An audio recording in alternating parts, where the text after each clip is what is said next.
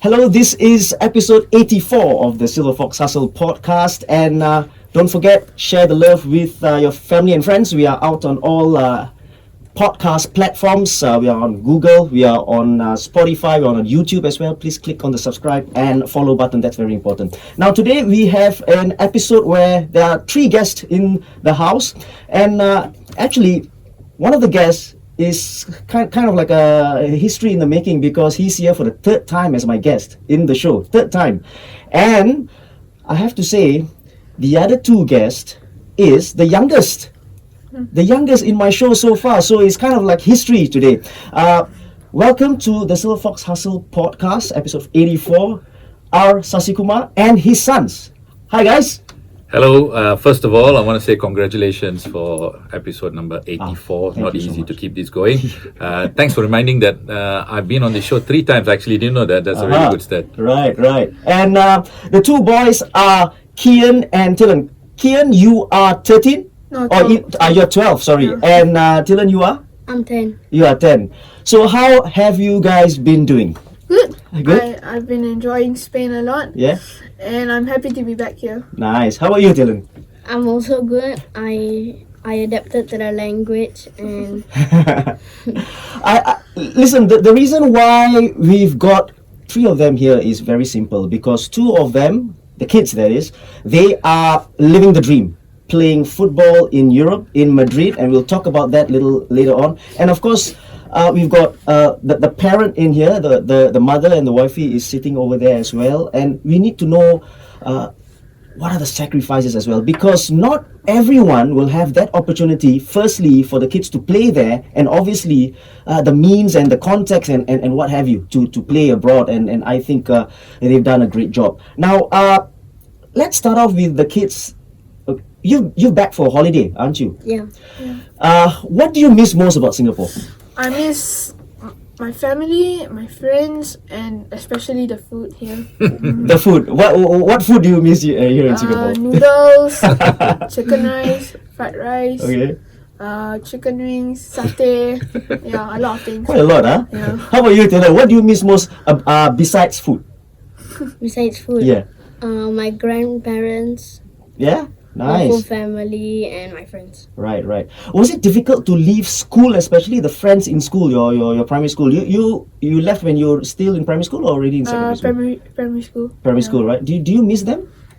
Yeah, kind of. Yeah. A little bit, Right. but it's life. So And we make You are speaking like a true professional. That's life. Absolutely brilliant. Now, Sas, what are you all here for anyway? Yeah, you've been in Madrid. Now you're back. Is it a holiday? Yeah, it's a long summer break for the boys. When I say long, it's really long. Almost 2.5 months. Right. Which started at the end of June. Okay. And June and July is the hottest months in Madrid, almost unbearable. Only for us to come back here and realize that it's even worse here. But jokes aside, it was important for us to come back and be with our parents. It's obvious that they miss the grandchildren. We miss our parents. And we don't know how long they got. So it's important that we come back and we stay connected with family. So I think that was a big push for us to come back. And of course, to see our friends and, like the boys have said, the food, right? I mean, we really miss home cooked food, and also when you look at Singaporean food. But at the end of the day, it's really good to come back. Nice. Boys, don't forget to come back, right? Along the way, because you're right. Especially the grandparents. I think that's very important as well. Now let's get stuck in a little bit, all right? Now, Sas, let's start about the football bit, right? When did you really spotted their talent in terms of their talents and their ability? Because did you see this very early on, or was it a gradual process? So it's a long process. It's a long process, and let's not make any mistakes, right? Because they are kids. I mean, we've been in football for a long time. And it's such a hit and miss, especially with young players. But over the years, especially with my work, I've been tasked. I mean, I manage players, I place players, and I worked with a lot of players. So one of the skills that I honed, which was really important for me to feed the family, was to find a good player, because that's what I did as a scout, as an agent. I needed to find players. and if I made mistakes, I couldn't put food on the table. So I kind of got good at it. But I saw something in them that I felt that there was a base to work with, Right. and especially from a young age, they showed a bit of interest. And I think maybe with my background, they wanted to play. And it was a process, and as they grew into it, and I see them, week by week getting better and better, and their enthusiasm and their commitment to the game getting a bit more as we moved along. And I had to have this very heart-to-heart conversation with them, which is not easy with these guys, but it's never easy with young boys. What conversation is this? So I think we came to a point where we needed to decide if this was the route they were going to take in life. They had something to work on, and it was very, very important for me to say, there's two ways you can go. You can be a recreational player. Nothing happens. I love you still. But if you want to take the elite route, you really need to say, okay, we're going to commit to being the best players, right? And had this conversation with them, and we had a conversation as a family alongside my wife, and say, if we want to take the route, we need to go all the way. Wait, let me cut you short first. At what age was this? Because this is a very interesting thing. At what age did you have this conversation, especially for them? Okay, so I think this was probably when they were like 6, 7. Kyen was slightly older, at about 9. Professionally, myself as well, I was looking to also get involved in European football. I wanted to have a change professionally as well. So I was really looking to see how I can advance my own career, because I was feeling a little bit, I would say, I've been in this market for 20 years. I wanted to grow professionally as well. So then I looked at them and say, okay, maybe this is the right time for us to all decide where we want to go with this. So that's how it all started. It's very interesting, isn't it? Because it's you said it. It's 6 and 7 years old. Or, 6 and 8, somewhere around there. Because you spoke about it right at the beginning, the elite route. Because you need to make that decision quite early on. You can't make that at 12, 13, 14, and then it's a little bit too late. For many reasons, you're right. For many reasons. And for me, having been involved in football for a long time, I saw that the easiest way that any child from this part of the world, but forget about Europe or whatever, because there's so many things that go into it, your nationality, your passport, and all of that stuff, right? So many administrative purposes. But then you look at the player as a talent, they need to be there to be them, right? This environment doesn't really allow that to happen. So we needed to make that decision very early, and people might call us mad, and many have, saying that, how do you roll the dice with kids this young? I think also, I want to take this opportunity to say that we didn't move there purely just for football itself. Our lives don't depend on football. Like, if they don't make it, it's the end of the world. It's not. It was a collective effort. We all wanted a change. I wanted a change. They were doing the right things at the right time. So I suppose it all came together. And you're right, because a lot of people can't make the decision because they are all in different phases of their life. Nothing comes together. We're blessed because we are all kind of aligned to what we want to do next. So that's where it started. Yeah, you're right. And this episode is not about telling parents that you should start early, because different circumstances, different times, ages of kids, there's so many things. It's very complex, right? Boys, football was your first love, or do you play any other sports, or is it the first love? It wasn't the first love. Yeah. At 3, I was playing football. Okay. My dad introduced it Okay. to me, and I didn't like it. It was too hot. You didn't like football? Well, I didn't like it because it was too hot. Okay. And then Right. around 5 or 6, Yeah. my dad, my brother played football, and I played with him. So, and then I liked it. So he kind of like influenced you in a way, Yeah. right? Tylan, your first love, I'm sure. Yes. Yes. So we were in Japan, Mm-hmm. and then we went to Kidzania. Right. So there was a game about football. So it was my first kick of the ball. So when I went into the game, Yeah. the ball came at me and I hit it with my outside foot. Right. And then from there I started loving it. You are right footer, both right footers. Yeah. Both. You can play with both. Nice. How about you? Right. Only right. Left. Right? Okay. Okay. He's being right. humble. He's got a few goals. Okay. How about position wise? Dylan, what position do you play? I'm a attacking mid and a centre mid. Nice.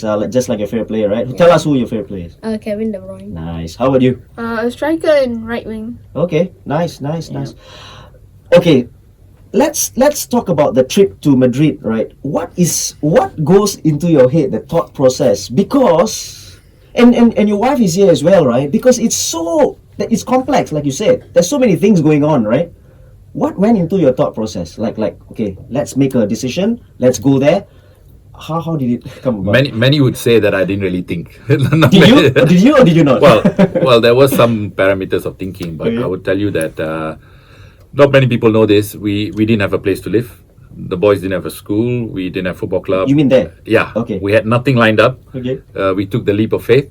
Seriously? Yeah. So I had this saying that we're gonna jump off the plane and then build a parachute on the way down. Okay. And see where we land, right? Right. So I mean, I was confident that we will make things work because there's never a right time to do anything, right? You just have to do it and then find out whether it's a good or a bad decision afterwards, right? Okay. So I suppose that's what we did. We went there actually in April. We went to Spain to see where we wanted to live. This was Last April. Last year, okay. Last April, we went there. We went to Valencia. We went to Malaga. We went to a few cities to see where we want to put our roots and call home. And Madrid came as a place where we felt that was the closest to Singapore. It's such a cosmopolitan place, Okay. and we really liked it. And we liked the vibe of Madrid. And also for professionally, Madrid was the place to be for me because it was the hub of football and whatever happens in Europe. So I said, hey, it's really good because Okay. it's going to be easy for us to assimilate. But going back to your point, what was going through my mind, we were going to take the risk. What else? I knew things would work out. I was confident with myself, and I suppose that rubbed off to the rest of the family. I think they were all looking to me, say that something goes wrong is on you. So I had to perform. Right. Now, this is a question that I got to put up to you. Obviously, not anyone can just, if I've got 2 kids or 3 kids, it doesn't matter, one kid. It doesn't mean that I can just bring them and then start something. First of all, they've got to have the talent first. That you've got to have the confidence in them first. That is the most important anyway, right? Because then how then would you justify? So you saw it in them that they could make it in the European leagues at that age group. Well, to be honest, they were outperforming themselves in their age group. Right. They were the local academy here. You could see that they were playing in a year past them as well. Okay. And they were comfortable. There were a couple of tournaments they went to, went to Europe, went to Korea, and they did really well. So when I look at a player, I look at very different things. I'm not looking at whether he's dribbling 4 or 5 players. I look at technical ability. I look at agility. I look at the physical form. I look at different things, speed and stuff like that. Then I compare that to the kids in Europe. And I've seen a lot of European football through my travels and again, talking to a lot of people. And I saw that they were not too far away. Okay. The only thing that would have made a difference was language Okay. and their mindset. Okay. Because kids in Europe, the maturity level is different. So if we created an environment where they could grow up fast, I'm pretty confident that they would do well. And 1 year on, probably the gamble was right. We will touch on the differences a little bit more because this is very interesting. Boys, when the idea first came out, what do you call daddy or papa? Daddy. When daddy first came up with this news or the idea of let's go somewhere, Europe, whatever, to play football and leave Singapore, what was in your mind? What came to your mind? Was it yes straight away? No, it wasn't yes straight away because I was very sad to leave my family and to leave my friends and all. Yeah. How about you, Tylan?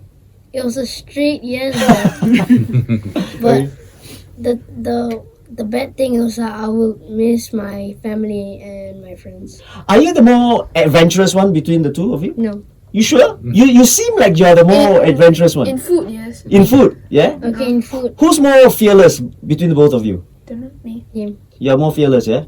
Right. So you were excited and you obviously you had a little bit of fear, but was it exciting for you to think I'm gonna play at Spain? Actually it was exciting because I play with better players. Yeah. And I get to learn a new language. Okay.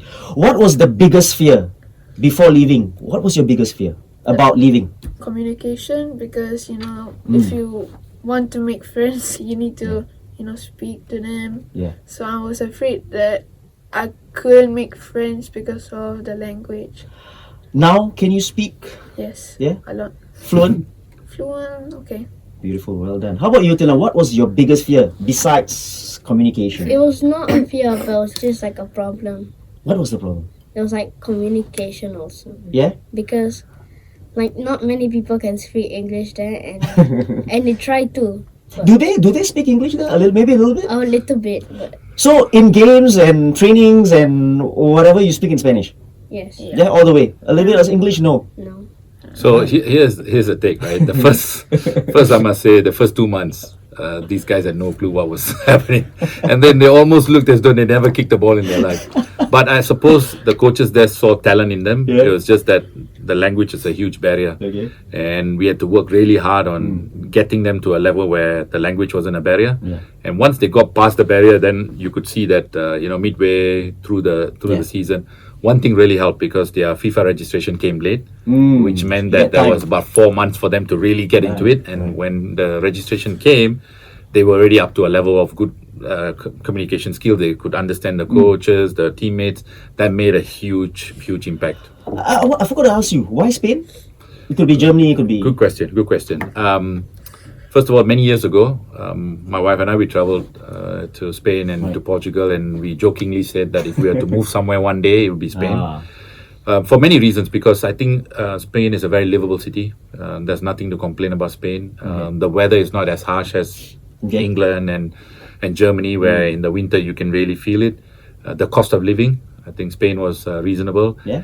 And the big thing was also football. The closest thing to Asian football, I think, is Spanish football. They don't pay a lot of attention to physicality. Okay. It's technical ability, and I liked everything about that. So Nice. when I put everything in perspective, Spain clearly ticked all the boxes. Right.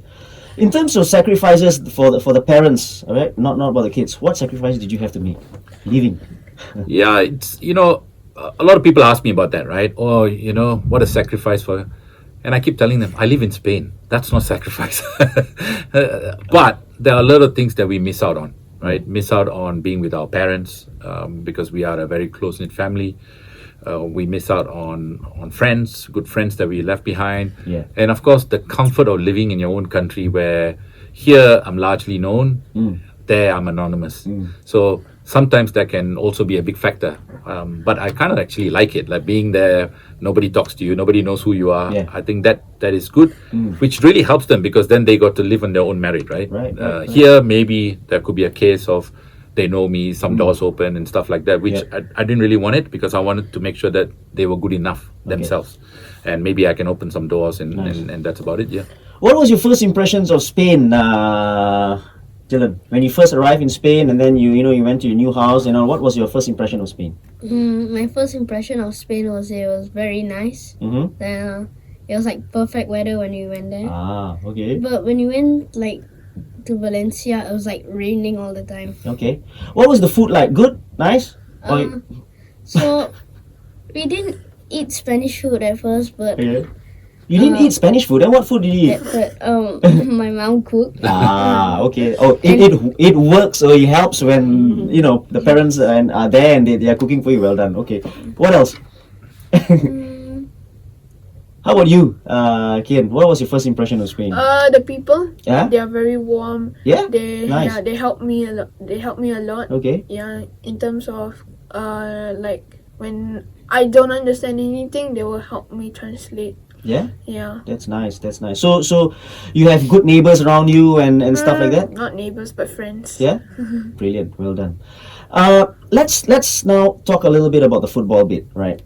So what league are y'all playing in? Anyway, which club are y'all playing for? Tell us all. Atletico de Madrid. Well done. Nice. So it's an academy team with all the age groups? Yeah. So they go down up till what age? So they start as young as I think 7, if I'm not wrong. Okay. 7, and then it goes all the way up with all the different categories. The unique thing about Atletico Madrid is that they've got a couple of teams in each age group. So the year, let's say for example, he's 2011 and 2013. They got 2 or 3 teams. Okay. In his age group, they got probably more teams. But it goes like A, B, C, D. The A is the top team, the cream of the crop. And then you got the B and C, which are very close to each other. And in fact, I think the A and B at this age group, his age group, are very close to the A. So you can't really say whether it's good or not. Maybe in Kyen's category, you could see that the A is probably slightly a bit more because they play more games and better competition. They all play in the Madrid League, organized by the Madrid Federation. Okay. There are many groups in there. Okay. So in Tylan's age group, I believe it's almost 16 groups, 12 to 16 groups. Wow. Similar to Kyen, maybe 10 or 12 or something like that. So there are many groups, there are many teams, not just the 5 professional teams that are in Madrid. There are a lot of teams that are what they call the barrio teams, which are the neighborhood teams. Right. They all participate because they might not play in the top league, Yeah. but they have top youth teams. And this is only one club, as in Atletico Madrid, right? So Yeah. so I assume all the clubs in Spain are like that. They have all their age groups, and each age group have their elite teams and. Yeah, it is, right? I mean, if you look at the pyramid and you look at the number of kids, just to give you some context to this, every Saturday afternoon when you go for lunch, you see hundreds of kids in a football gear. Yeah. They probably they probably finished playing football, and then they've gone to lunch with their family and friends. Right. And when you look at them, they're just not father and mother. They got their grandparents, their uncle, yeah, auntie. So it's a very big culture. It's culturally the kids are any level. I'm not just saying the elite kids. They all get to play football in different divisions, different teams. I think that's the beauty, because the cream will rise to the crop regardless. Yeah. But what they've done is that they've got a huge base, and the competition, and I'll let these guys explain to you what kind of competition they're up against. Tell us about the standard of football, Tylan. What is it like if you compare from where you were playing? You were in the elite in LCS, I think, the elite team, right? So when you went up there, are you in the A team in Madrid? No, He's in the I'm C. in the C. In the C team. And how was it like? What is the standard of the C team first? I think the players are different, Yeah, in terms of what? like technical ability Okay. and physicality. Right. So I'm just imagining this, right? You are the elite team in Singapore, and then you go up there and you are playing in the C team, right? Yeah. That tells you everything, isn't it? No, I think yeah, you're right there. But I also want to make a caveat, not because they're my kids, right? Because when we got there, the registration was almost filled up. We came in late, so the only place they could register them was in the C team, right? So if you talk about ability, with a bit of luck, with a bit of adaptation and stuff like that, probably these two can play in the higher division, higher teams. Like Kyen has basically moved up to the B team after first season, so he did the same thing as well. But the reality is, like you said, was it elite here in one of the best academies? When you go there, you're probably one of the many. Yeah. Right. And like I said, with a bit of luck, you can get to the A, but still, there's a huge gap. Yeah. How have your teammates taken to you? Did they help you in terms of the game wise? Because sometimes when your coach explaining to you in Spanish, you don't understand, obviously, right? Certain things, right? So did they help you out? Yeah, they did help me Yeah? in like communication. Yeah. Right. I have a teammate who's from England, so usually it helps me. Okay, Yeah. so because he can converse with you in English as well. Yeah. What was the most difficult thing to adapt in terms of the football part while you are training and playing games? What was it? Maybe physicality. Yeah? Because my teammates are bigger, stronger, so I needed to step up a little bit. But technique-wise, I'm sure you guys are more than equal, more than capable of taking them on, right? Yeah, Yeah? We're the same. Yeah. How about you, Tylan? What was the most difficult thing about your experience? I would say communication, Right. because if you can't communicate, like basically you just can't play. I've seen your social media post. You guys have won some titles or something like that, a championship or something. Only- Both of you, or No, I got third. Right. Oh, I won a tournament. right. Okay, Yeah. I saw that post that you won the tournament. How was the feeling like? Winning something, Good, and, yeah, in Madrid very- as well, in a foreign land. Very good. Yeah? We celebrated like crazy. You went out for a drink or what? With your dad? Not yet. Not yet. So far everything is okay. Like Yep. you can cope. There's no problems whatsoever. Yep, no problem. Nice. And what is the standard like if you compare such? I think you're the best person to ask, right? In terms of the difference between Singapore and we so often do not say this, and you talked about the Lion City Cup, right? When foreign teams come in and we are more than capable, we beat them sometimes, right? So what's the difference? The main difference? So it's very interesting. There's a lot of things that go into it. I'll try and keep it as brief as possible so that the listeners can get a real good idea. 2 days ago, I went to watch the under 8s and 9s of the junior training center, right, where these boys were supposed to be the best. Then I compared that to Spain, and a lot of parents came up to me and said, "What's the difference?" I said far for a couple of reasons, and you said it earlier. Technically, the boys are almost there, right? There's no big difference. But at a young age, what I've noticed with the eights and nines when I watched the other thing, they've got a serious problem with coordination, agility, and their motor skills seriously missing. These guys. No, not these guys, but the ones that I saw here. Right. Okay. So that which really hampers them from the technical ability. Because when you don't have the motor skills, it's hard for you to then hone your technical ability. Okay. So when they grow up like that, they have an issue when they come to 10, 11, 12, because by the time they get to 13, 14, it's hard for you to change habits. So this was the big difference when I saw. But then again, like the boys have said, the physicality, the intensity of play, and also I think partly because of the weather. In the winter they love it because they keep running, right? The intensity is high here with the humidity and all. But also I think the biggest, even they experienced this, it was the maturity, because when you're mature you make better decisions. So these boys, I pity them because they had to grow up fast. They had to grow up fast, right? Because the boys there, like I said, actually they are better than a lot of the players technically. They can kick with both left and right, they understand the game. But the boys have this mentality of never say die.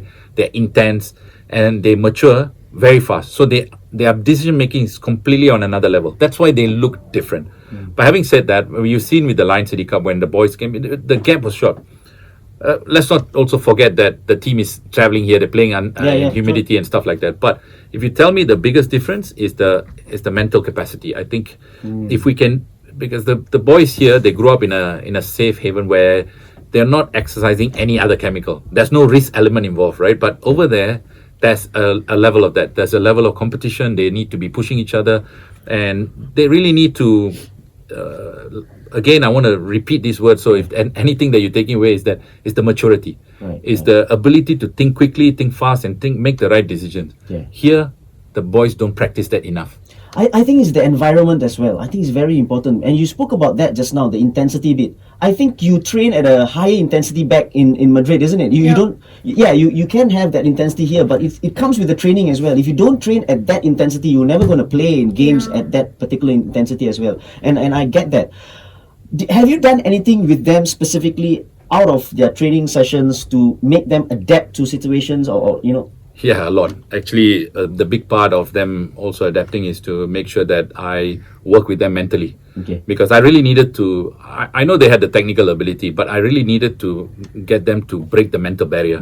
Not too long ago, I posted a video on social media saying that it's not all fun and games. Sometimes it's hard work. You know, they were on the ground, and there was one day that one of them were crying because it was hard work. Because what I really wanted to do is mentally break them to know that this is the next level of football. It's no more here being a big fish in a small pond, because there's a lot of big fish in a very big pond. So I had to do that. I had to, from a very young age, I introduced football at home as well. We used to leave balls all around the house, and they used to kick it. And I mean, football breaking starts lights, at home. Yeah, breaking lights, mommy screaming in the background. But I mean, football starts at home, right? And that's what it is. So getting them to really understand that, the movement they're going to make is going to be part of their nature and stuff like that. So it's a lot of work behind the scenes we have to do, not just football, mental, and then the food part and the packing, the logistics, which my wife is really good at. I'm bad at that things, right? So organizing them, going, in Madrid, when you go for a game, it's a 45-minute drive. And if you're going for tournaments, I have to drive 1,000 kilometers in 2 days. So it's a lot of logistics that go behind it. So there's a lot of things that happen behind the scene. Tell me about the hard work that you guys have put in. Is Daddy pushing you too hard? No, he's pushing us so we can be the best version of ourselves. Okay. Yeah, and I feel that he's doing a great job. Wow. Is it hard work, Tylan? Yes. Playing football, is it hard work? Yes. Yeah? To be the top player, to be a top player. Yes, because if you don't work hard, like players will take over your spot. And it's a survival thing over there as well, right, Sas? It is. I think, sometimes when people read about and see that the boys are playing with Atletico Madrid, we made it maybe perhaps look a little bit too easy. Like they landed there, and I get asked this a lot. People come up to me and say, "Did you pay for your kids to be in Atletico Madrid?" Right? So I don't blame them because they're none the wiser, but I don't think so you can pay to get into an academy like that, right? That doesn't exist. But the reality is, because I think from the outside in, it looks too easy. But there's so many things that went up and down. Did they have to go for trials like an? Of course. What kind of a trial is that? Is Of that course. a closed trial, open trial where they advertised, or you had to? No, so I was lucky because I've been in the industry for so Yeah. long, and I made the right calls. The only thing I probably have an edge is because I'm from this industry. People know me, what I've done, and they will give me the chance, at least knowing that I'm not going to bring players that are Yeah. way below the mark, right? So they gave me the chance, and even then it almost didn't happen because Kyen was going to be registered with Rayo Vallecano. There was Okay. like 1 day away. So when Atletico called and said come for the trials, they sent them to the affiliate club, which is called Atletico Madrid, to train. And they said, okay, we'll look at them after 2 weeks. We'll see. In the second training session itself, the coach said, well, the coordinator is going to talk to you. I Okay, thought, nice, I nice. thought that was it, right? They didn't make the cut and we're going to go to another club. Surprisingly, they said we want the boys. So obviously, Nice. he's seen something in them and said, yeah, we want to keep the boys in our system. And once they adapt, we'll push them up the ranks. So Were y'all nervous during the trials? Because the trials, right, to get into a club. Yeah. I was very nervous because I didn't know if I was gonna make it, and I didn't know anybody there. You must have done something brilliant there, man. To Yeah. after what? Only the second day. To second get training yeah? session, and yeah. Both of them at the same time, as in, Yeah. but for different Yeah, age groups, right? yeah. Brilliant, nice. Now, Sas, let's go. We look forward, right? Because obviously there's an end goal, but looking at the pathway, what was the runway like for them? Because then you are playing in the age groups for the Madrid team. What is the pathway looking like? So I think they've got individual mile markers for themselves, right? So now they are doing everything they can to get to the A team, Okay. right? Once you're on the A team, I think you're on the radar of most of the big clubs in the world because Atletico Madrid produces some of the best players. You look at Manchester United, they got Garnacho, and the list goes on, right? So I think that's the first thing they need to get to. Eventually, when they get to 16, 17, they'll start looking at, getting a pro contract. Yeah. But before that, they need to keep in the team every season. Like the way we found out how they're gonna stay is through an email. Nobody talks to you, nothing. It's like writing for an exam and waiting and hoping that you pass. So what did that email tell you? Basically telling you where you're going. That's it. So if you're out, they just tell you thank you for coming. As in, if you don't make it, maybe for the next year's team, you're out. That's it. Then That's you're it. gone. That's an email that says you're out of. This is for all players, right? all players. So it's pretty cutthroat, right? I mean, it's tough, right? So even though I knew that I was confident that, especially him, he will make the grade. He will go to the next team. He will go to the B team. He kind of, earned his place in his team. We've been in football. Weird things happen, right? So I was holding my breath and I couldn't sleep 1-2 nights because as the day was coming closer. And the worst part is, we knew where he was. We got the email for him. We were the last ones to get the email. So all the parents are saying where the kids are going, and we had no idea, no clarity. But he eventually made to the B, which is nice. But talking about the pathway, we need to take one season at a time, really. And hopefully these guys do enough to stay within the club system, because if they stay in the club system, there's a very high chance that first they'll turn pro. Secondly, if they don't make it for Atletico Madrid, all the other clubs, not just in Spain but around the world, be looking at them. So so that is, I think, the immediate target. And then most importantly, I think they need to enjoy the journey, because it is not all about football, because they go to a good school as well, and they're enjoying school at the moment. We want them to also academically try and make sure that they have the basic education. So it's important that it's well balanced. Enjoy the journey. Be grateful for where you are, because a lot of kids would want to be in their position, and I think they are. And you boys are going to an American school? Yep. So what subjects do you all study right now at the moment?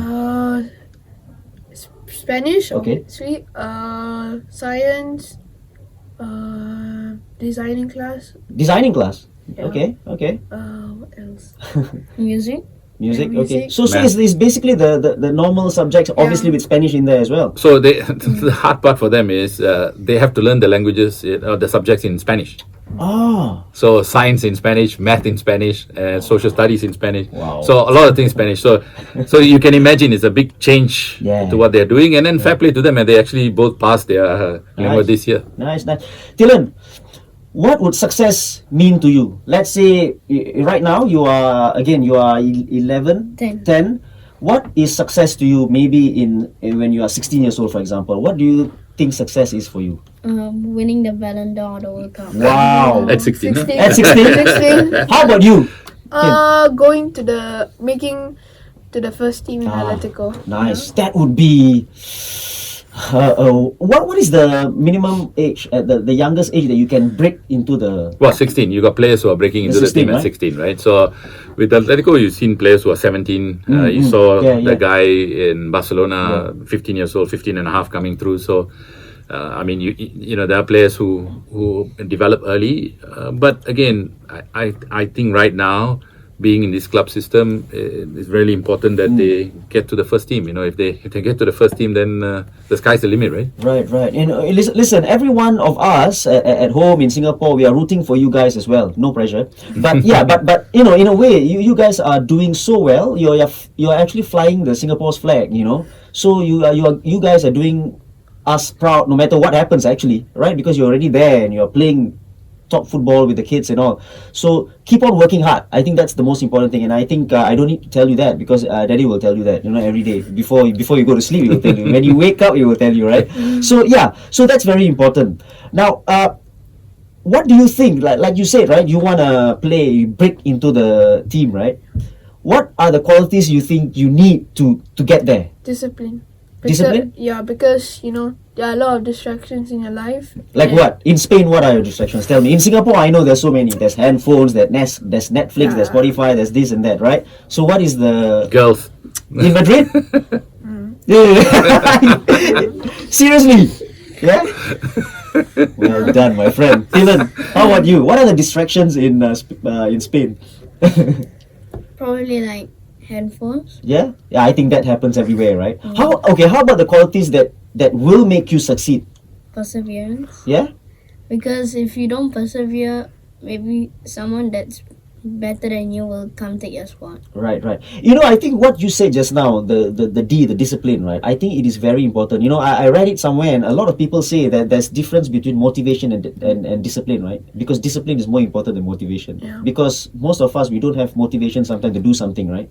But it's that discipline part that is very important. So please keep up with that. You know, I think it's great. Now, Sas, summarize your journey in I don't know how you can do this in like you need like 30 minutes to summarize, right? But in a nutshell, tell us how the journey has been. It's 1 year plus. It's exactly a year now. Yeah. How has the journey been? You know, what do you think success is for them in the future? What does it mean to you? So I'll start with saying that it always starts with the thought, right? The thought for us was to move out of Singapore and go to Spain. That was the start. So that seed became a reality, and that in itself was a big achievement for us to be able to tell our parents that thank you very much, where we are moving with the grandkids. How did they take it anyway? It's tough. It's tough because both of us, my wife and I, both are very close to our parents. But I think at the end of the day, the old folks feel that it's for the betterment of our kids, and they are the future. Because I think that the old folks know that they're the past. They won't be around for too long, and that was a blessing. And we are so blessed that our parents are fully supportive. We talk to them almost on a daily basis. But I think with that, having said that, I think the first move was always the hardest. The first move is always the hardest. When do we move? When do we buy the ticket? When do we pack our bags? When do we ship our stuff? We kind of got over the hill with that already. Now it's a bit of a routine when we get back. In fact, here when we come back here, we don't have a routine, and these boys don't have a routine, which is not good, especially when you're talking about discipline, right? And that will all be solved in 10 days. But like I said, there's a lot of people who said many things, probably thinking many things, even listening to this go, you know what, will they go all the way to the end? Wait, hold on, let me ask you, what is the greatest or not greatest, something that someone has told you that's you know, they told you that don't go, you're not going to make it. What is the worst thing that we heard? You know, you can't blame people because a lot of the times they are projecting their own insecurities on you. When they can't do something, they probably tell you that. And I've been my whole life has been that, right? A lot of people told me many things, and you can't do this and you can't be that. And I defied all odds because I knew exactly what I was doing, and I had the conviction, and the same conviction I have with my kids. A lot of people say, even now when we're back and I listen, talk to coaches and all that, say, yeah, but it's easy to say this, the guy is talented at 10, 12. I'm a big believer. If you're going to win the lottery, you got to buy the ticket first, right? So if Joseph Schooling's parents didn't think that he was good enough to be an Olympian and move to America, we'll never have an Olympic champion. And in summary, just to summarize, in summary is that we are committed to seeing this journey through. We're committed to enjoying what this journey brings us more than anything else. I get great joy going to their trainings and watching them, and I will not want to do anything else. That's that. So I suppose the next 4 or 5 years, that's what's going to happen, and I'm going to enjoy the journey, and whatever comes at the back of that, it's a bonus. Again, you see, as you're speaking, something just cropped up. What kind of a football parent are you on the sideline? Because I think you heard Silva. I didn't know about him. I didn't know about him. And his friend told me that, right, in the podcast itself, that he's crazy on the sideline. What kind of a parent are you? Before that, I really enjoyed that podcast. I thought that was really good podcast. What kind of parent am I? I'm a big mixed bag. I'll be very honest. I try not to say anything, but when I see something, sometimes I can't keep quiet, right? To me, it's not about whether you score a goal or not. For me, I'm big on effort. I'm big on hard work, right? I'm really big on that. And the boys will know that when I tell them to do something, it's not to tell them to be specific. I keep telling them is that you got to work hard, because you can't stand around and look at your teammates suffer or somebody else is doing the run. To me, it's all about the attitude, because if you have the right attitude, not just football, I think life will serve you well. So I pay attention to such things, but sometimes it manifests as, run here, do this, do that. But I'm not as bad as Salva, of course. Obviously, he will tell you that. Salva, if you're listening, you are the worst. No, he's just passionate, right? But I'm not that extreme. But it's important that because they are kids, they tend to forget why they're there or what they're doing, and I keep reiterating the fact that it's all about your attitude. If you do the work, they'll get the results. And a lot of the times, and I say this to them after the game as well, I say, was I right? And they always go, yes. If you do the work, the results will come. If you do the runs, the goals will come. So I think there's no rocket science to this. Really, no rocket science to this. Boys, final words. Kyen, tell us. You wanna send a message to your friends or whatever? Please. Singaporeans can do it. Hooray! Nice. With the National Day coming up as well, right? How about you, Tylan? Nothing is impossible. Yeah? Nothing is impossible? Yeah. Nice. Listen, we are all rooting for you guys, okay? Even the parents. And listen, I think, firstly, we got to say great job to the parents as well, Sas and your wifey. It's been a journey, right? And listen, it's not easy. Everybody knows this. And, parenting at home locally is already a problem, right? And then bringing your kids up, having the confidence in you guys, it's absolutely brilliant, right? So keep this going, and please work hard, and we will see you soon, probably, hopefully playing for Madrid or any other team, it doesn't matter, right? And Sas, thanks for being here on the podcast. I think we wish you all the best as well, for the kids, for yourself, for the whole family. Have a great journey, as you said, and enjoy the sun in Spain, right? Thanks for allowing us to tell our story. Hopefully we can inspire one or two kids and 1 2 families, and that's this thing all about, right? Yeah, exactly. This podcast is all about that, about inspiring, and what better way? We've got the 2 youngest guests in my show so far, so well done. Thanks for being here, Tylan and Kyen and Sas and the wifey. Thank you so much for being here. This has been the latest episode of the Silverfox Hustle podcast. Please share the love. We are out on every platform imaginable. So see you till the next episode. The hustle beats talent when talent doesn't hustle. Cheers.